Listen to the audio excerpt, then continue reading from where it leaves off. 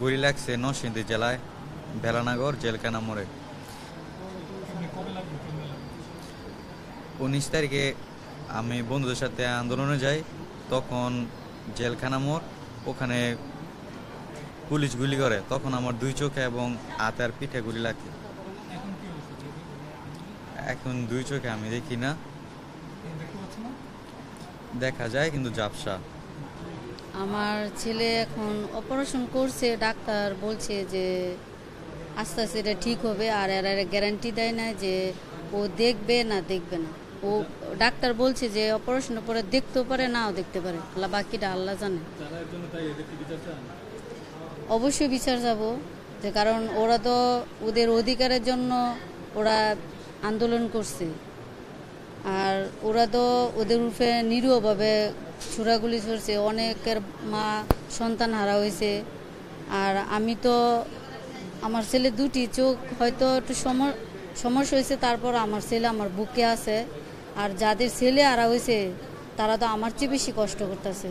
কারণ আমার একটাই, যারাই এদের দাবির জন্য, যারা এদের উপর অন্যায়ভাবে এমন অত্যাচার করছে তাদের বিচার হোক, এটা আমি অবশ্যই মা হিসেবে আমি অবশ্যই জানবো, কারণ আমার মতো অনেক মারা ওই সন্তান হারা হয়েছে।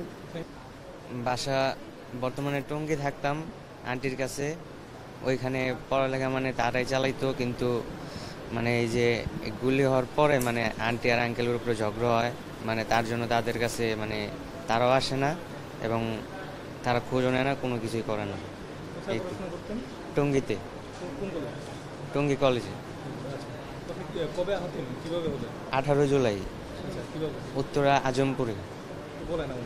উত্তরা আজমপুরে যাওয়ার সময় মানে সবাই তো গেছিল, আমি গেছিলাম মিছিলে। তারপরে যাওয়ার সময় মানে পুলিশরা মানে তারপরে গুলি চালায় উপরে, চালানোর পরে এরকম অবস্থা।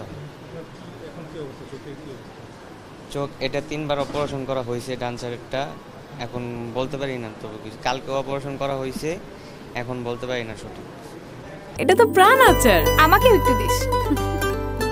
ঠিক যেন ঘরের আচার, প্রাণ আচার।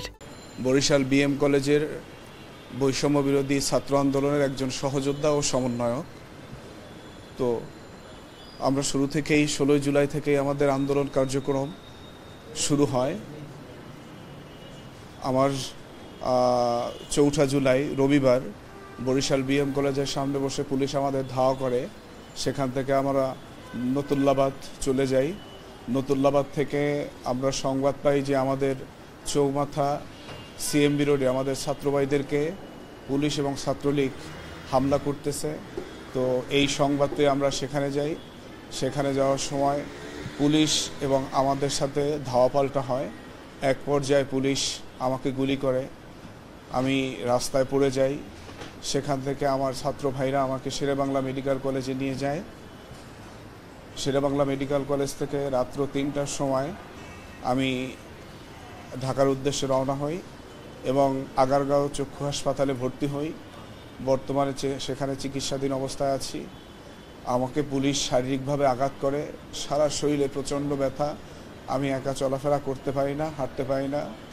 আর পুলিশ আমার শরীরে বিভিন্ন জায়গায় গুলি লাগে, অন্ধ হয়ে যায়। আমার এখানে 3টা গুলি লাগে, 2টো গুলি বের করা হয়েছে, এখনও একটি ভিতরে আছে। তো সেই অবস্থা, আমি এখন চিকিৎসাধীন অবস্থায় আছি। তো সরকার এবং রাষ্ট্রের কাছে আমরা দেশের জন্য সংগ্রাম করেছি। আমরা নিরস্ত্র ছাত্র জনতা এই বৈষম্যের বিরুদ্ধে, এই ফ্যাসিবাদের বিরুদ্ধে লড়াই সংগ্রাম করেছি। তো অন্তর্বর্তীকালীন সরকারের কাছে আমাদের দাবি এবং চাওয়া, আমার যে সকল ভাইয়েরা শহীদ হয়েছেন তাদের জন্য রাষ্ট্রীয় মর্যাদা দেয়া হয়, এবং আমরা যারা এভাবে চোখ হারিয়েছি, পা হারিয়েছি, হাত পা হারিয়েছি, তাদের জন্য সরকার একটি কর্মসংস্থানের ব্যবস্থা ও পুনর্বাসনের ব্যবস্থা করে। এটাই আমাদের অন্তর্বর্তীকালীন সরকারের কাছে চাওয়া এবং কামনা করি। অবশ্যই যারা আমার ভাইদেরকে শহীদ করেছে এবং আমাদেরকে জীবনের তরে পঙ্গু করে দিয়েছে, অবশ্যই আমরা তাদের বিচার এবং সর্বোচ্চ শাস্তি, ফাঁসি কামনা করি।